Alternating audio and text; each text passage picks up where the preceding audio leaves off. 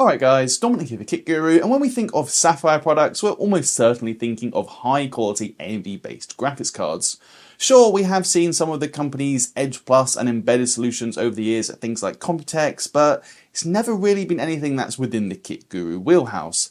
That changes today, however, with the launch of the new Edge AI series, a tiny barebones mini PC packing in AMD's Ryzen AI 9 HX370 processor alongside Radeon 890M graphics, all for just £650 here in the UK. Let's take a closer look.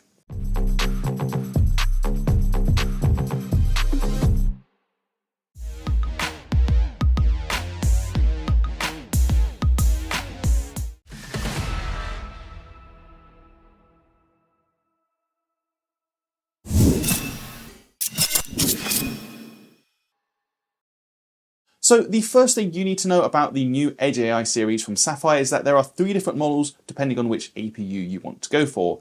As mentioned, we were sent the flagship version based on the HX370 and that's retailing for £649, but there is also a Ryzen AI 7 350 model for £539, or you can get the Ryzen AI 5 340 spec for £439 if you want to spend a little bit less for less grunty hardware. All models are barebone kits though, meaning you will have to supply your own memory, storage and OS, so that does add to the cost, but does give you that extra flexibility to do whatever you want. It is worth making clear though that Sapphire did send me my review unit fully populated, so it already has a 1TB Gen 4 SSD and then 32GB of DDR5 5600 memory, and I'd say that's a fairly well balanced spec considering the rest of the system, but again, it's just something to keep in mind throughout the rest of the video. The only other thing I want to point out before we get on with the rest of the review is that throughout this video I will be making a few references to the Geekom A9 Max. This isn't going to be a direct head-to-head comparison or anything like that, but considering we only reviewed the A9 Max a few weeks ago and it is also a mini PC based on the exact same processor, it really does make sense to compare it in a few instances where it does make sense. So if you haven't seen that video, I do recommend it and I will leave a link to that down in the description below. Getting into it though with the overall design of the Edge AI, it's got that classic compact cuboid look we associate with NUC style mini PCs. Sapphire has gone with what they call a golden black aesthetic, although I'd say it's more of a rose gold, even bronze colour, though I really do quite like it.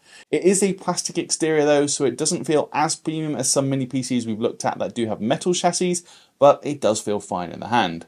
It is absolutely tiny as well, even smaller than the A9 Max as you can see here, and its dimensions of 117 by 111 by 30mm give it a total volume of just 0.39 litres, which is absolutely insane. We can also see venting on both sides with air drawn in there and from the bottom while it's exhausted out the back. As for I/O, we find a power button, audio jack and 2 USB 3.2 Gen 2 ports on the front, while most is happening around the back. Here we find the power input, 2 HDMI 2.1, 2 USB 4 40GB per second Type-C connectors, another USB 3.2 Gen 2, 1 USB 2.0, plus a 2.5GB Ethernet port. For me, it's certainly a comprehensive enough selection considering the size of the machine. I would like to see a front USB-C, and some people may find the lack of an SD card reader an issue. Plus, other mini PCs are now starting to include more and more Octalink ports, though again, as we come back to the size and price of this system, I do think it's a solid enough selection. Those are just a couple of things you may want to bear in mind. What Sapphire has done very well though is making it easy to access the internals. As it turns out, the top of the machine is actually just a magnetic plate, and you can pry it off to reveal all of the user replaceable parts, being the 2 SODIMM slots with support for up to 96GB of memory, and then the 2 M.2 Gen 4 slots, one being 2280 form factor and the other being 2242. I think this is an absolutely brilliant move from Sapphire. No screws or tools are required. The magnets are very strong as well. The lid snaps back in place very securely, so I have absolutely no worries about it accidentally popping off or anything like that. Certainly compared to Geekom's A9 Max, it is miles easier to access the internals on this Edge AI, so well played Sapphire, and I do think more mini PCs should copy this approach.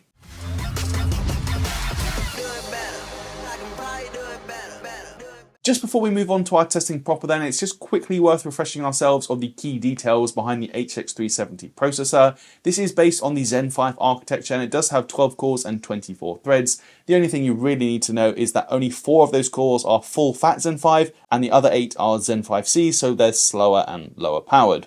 And then for the graphics, we have the RDNA 3.5 based Radeon 890M packing in 16 CUs, and this is the same chip used in the brand new Z2 Extreme. It's also worth pointing out that I did update the BIOS before testing, and this can be easily downloaded from the Sapphire website. I was originally on version 2.07 dated from July, while I upgraded to 2.10 dated the end of October. Also in the BIOS, you can easily access different power modes, with balance being default, but there are also quiet and performance modes. We saw that the balance mode runs with a package power of just below 35 watts, so it is relatively frugal, and that sees the Zen 5 cores clocked around 3.3 to 3.4 GHz, while the Zen 5C cores are clocked in at 2.6 GHz. Performance mode increases power to 45 watts, resulting in the Zen 5 cores running faster at 3.6 to 3.7 GHz, while the Zen 5C cores hit around 2.9 GHz. Now that does mean that the Edge AI is at a slight power disadvantage compared to Geekom's A9 Max, given that system runs at 45 watts in balance mode and 54 watts in its performance mode, so we can see a difference in the Cinebench scores as a result. Though we're not talking absolutely massive margins between the two machines, it is something to point out. The only other factor to consider for the power modes is of course going to be noise levels, as the higher the power, the higher the fan speed. But even then, I really don't think that the performance mode is that loud. It only hit around 43 decibels, while the balance mode is quieter still at around 37 decibels. And here's a quick sound test.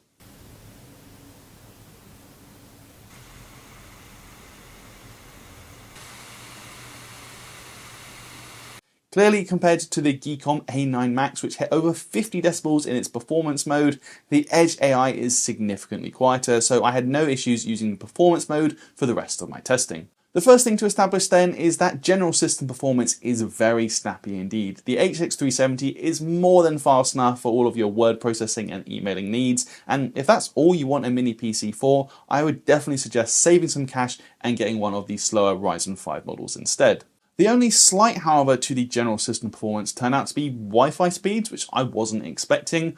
I get a 1 gigabit connection here, and I obviously wouldn't expect the full bandwidth over Wi-Fi, but I just noticed while downloading all of the games I'm up to test later from Steam, things were a bit slower than I'd expect over a solid Wi-Fi connection, so I did run a speed test and I was getting just under 300 down and about 85 up, and this was actually using the driver installed for Wi-Fi from Sapphire's website.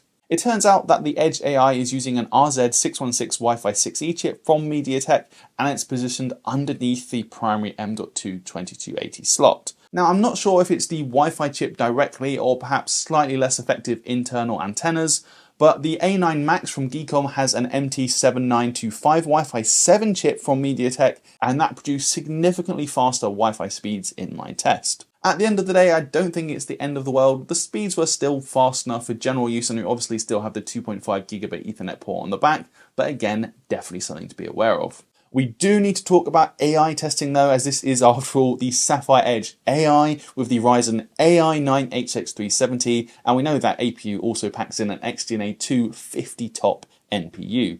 Now, that NPU can definitely help accelerate some workflows. Looking here at the Procyon AI vision test, running it on the NPU results in vastly higher scores than either the CPU or the GPU, and as expected, we are seeing very similar results to the A9 Max, considering they have the same core spec. Now, while I'm not an expert, I do know that plenty of AI workflows run primarily on either the CPU or the GPU, and one thing that will have a big impact on performance is changing the allocated VRAM amount.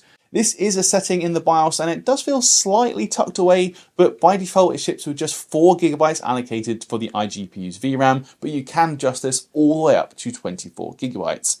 I definitely don't recommend leaving it on 4 GB, as a lot of tests simply don't run, like this image generation sequence using Stable Diffusion XL, and LLM performance also struggled. Whereas if we retest with 16 GB available to the iGPU, that allowed the Stable Diffusion test to run, admittedly fairly slowly, but it did still run, while LLM performance also gets a tiny boost by over 20% when looking at the Llama 2.1 13B model. I also ran through Geekbench AI, and as expected we saw higher single and half precision scores using the Onyx runtime on the Radeon 890M, whereas OpenVINO on the CPU has a significantly higher quantized score. Black Friday is storming in and Cyberpunk PC are bringing the deals. Laptops, shocking prices. New keyboard, treat yourself. But here's the thunder. Buy any Black Friday PC and you can win your money back. Don't wait, ride the Black Friday storm of savings at Cyberpunk PC. I do also want to talk about gaming performance though, as the Radeon 890M has definitely impressed me over the last year or two. It is only an iGPU with 16 CUs, so we're going to be sensible and focus on 1080p low settings testing, but we do also enable FSR where it makes sense. The first thing to establish then is that yes, Counter-Strike 2 does indeed run well. We were always over 120 FPS using the low preset, and more often in the 140 to 150 FPS range.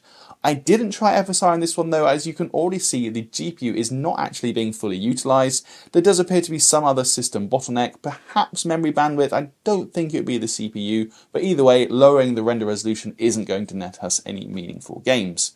Cyberpunk 2077 though does see a use for FSR, as without it, we're only looking at frame rates in the mid-30s in this demanding scene. Enabling FSR balance does sacrifice some image quality, but it also boosts frame rates into the 50 FPS region, and that feels a lot smoother. Call of Duty Black Ops 6 though does run pretty well without upscaling. Using the minimum preset, we're talking about frame rates in the 40s and sometimes 50s, but for a shooter like this you will want to enable FSR and see performance jump into the 70s and 80 FPS region, so not far off double the frame rate, which is not bad at all. F125 however continues to really impress with just how well optimised it is. The ultra low preset isn't far off 100 FPS at times using this run of the Las Vegas circuit, and even trying out the high preset saw frame rates in the 50 FPS region, which really is nuts when you consider the size and just how low power this system really is. Kingdom Come Deliverance 2 is a tougher test though using the low preset. This time frame rates dropped into the 40s and sometimes even lower. FSR balance mode will claw back some lost performance, though image quality is always the compromise and it does look a bit softer to my eye, but it is good to have it as an option depending on your preferences. Lastly though, we finish up with Marvel Rivals, where 1080p low setting sees the Edge AI falling below 30 FPS in more intense fight scenes, so you do need something like FSR balance to smooth things out. We're still only talking about frame rates in the low to mid 40s though with it enabled, but I'd definitely say it's better than no upscaling at all. Now, we already had our noise test earlier in the video, but it is worth establishing that thermals are absolutely no problem in either mode. Starting off with balance, we saw the CPU hitting around 76 degrees after a 30-minute run in Cinebench. That does creep up to around 82 degrees in the performance mode, but again, still absolutely nothing to worry about, and is pretty much a worst case scenario with the CPU being hammered full tilt. Even looking with our thermal imaging camera didn't show anything to be concerned about. It did show us a hotspot in the low 50-degree region on the top, while the sides are much cooler where the air is being drawn in. Naturally, the rear does show the hottest areas, given that's where all the hot air is being exhausted, but even then we're not looking at anything remotely concerning, so well played Sapphire there. That does bring us on to the end of the review though, and overall I've been pretty impressed with Sapphire's Edge AI 370 mini PC. Given it has been using the same processor as the Geekom A9 Max we reviewed recently, does mean there hasn't been any real surprises today, but it's still been good to confirm that performance is about as expected, even if there are one or two things that I think Sapphire could improve. Aside from the CPU and GPU performance being as snappy as we'd expect from the HX370 then, Sapphire has done a good job with the build. Thermals are nice and controlled, while noise levels really aren't too bothersome either. The star of the show though is the magnetic top panel, making it an absolute doddle to access the M.2 and memory slots, an approach I really think more mini PCs should copy. Yes, there are some things that I think could be better, a lack of a front USB-C and SD card reader for instance, and while the tiny design overall makes it very compact, it does also mean that the Edge AI runs at a lower sustained power target than the Geekom A9 Max, so it loses out on a little bit of performance even if it's not a massive difference. Wi-Fi is the only other area I'd mention as the results aren't super fast with a Wi-Fi 6E chip rather than Wi-Fi 7, but how much that bothers you will really depend on the use case. The Edge AI also has the benefit of being a barebones kit, so you can choose exactly what storage and memory you want to install. With the base kit starting at £649, adding a 2TB SSD and then a 32GB kit of DDR5 5600 memory only adds around £230 to £240, so you could easily kit this thing out for less than £900, whereas the Geekom A9 Max with the same spec is currently on sale for £999, but the full RRP is even higher. There are definitely pros and cons to either approach, and a few things that I already mentioned I would improve about the Sapphire Edge AI, but if you are in the market for a bare bones mini PC, I think this one is well worth buying. Anyway guys, that brings me on to the end of the video. So if you liked it, please do toss me a thumbs up, and as always, let me know your thoughts down in the comments below. Please do subscribe if you haven't already, and be sure to ding that notification bell so you don't miss when we upload a new video. If you want to carry on the conversation, you can find a link to our Discord server down in the description, and while there you can also find links to both our merch store and our Patreon. That's it for this one though guys, I'm Dominic for Kit Guru, and I'll see you in the next video.